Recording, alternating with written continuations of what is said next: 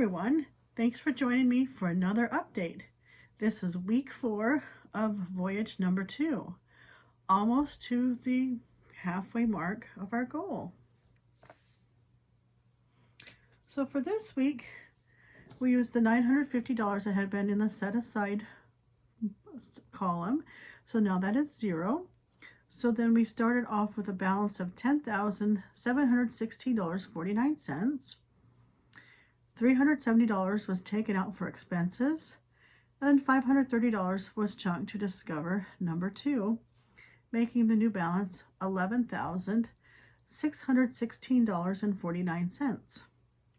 So last time when we had done this, we had an availability of $333.51. So then you can see keeping that $50 in increased the available amount to being $383.51.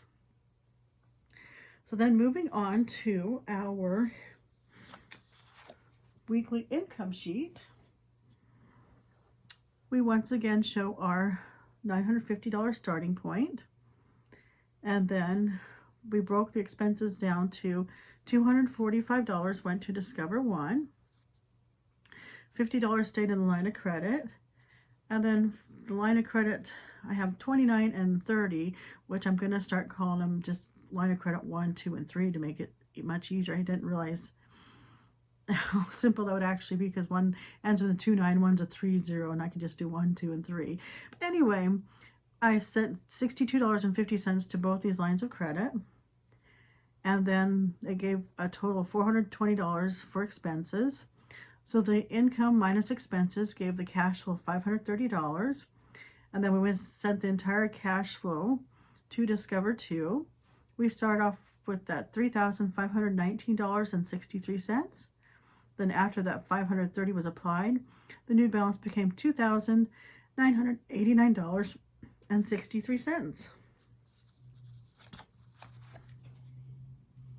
So then we look at our Discover updates. Since we did put a payment towards Discover One, we had a change on that amount.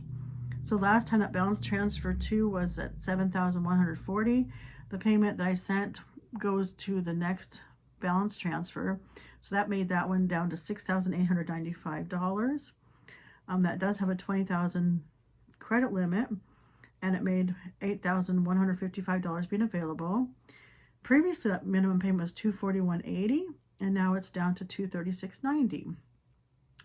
And then we did our chunk to Discover 2, which previously was $3,519.63.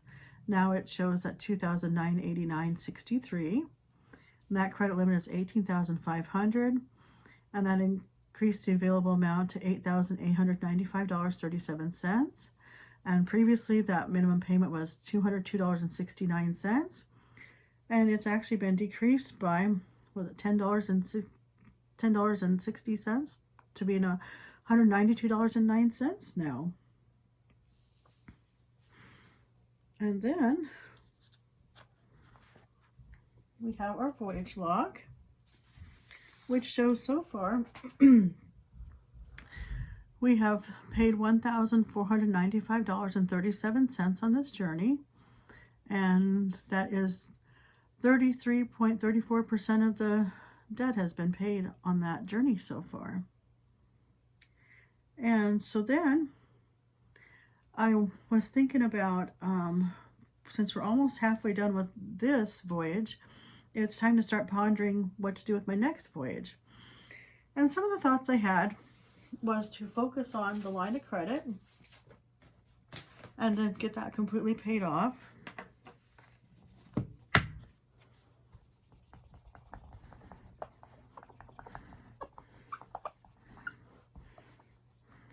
So the first option is the line of credit and pay that off.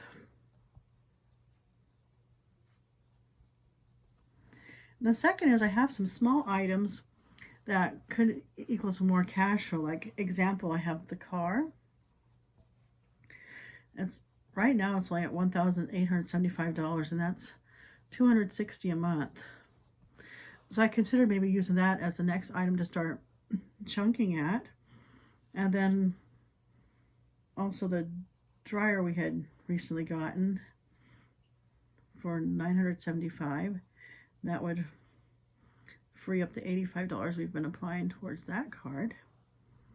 So at any rate, oh yes, and also I have a really tiny one, the revolving credit.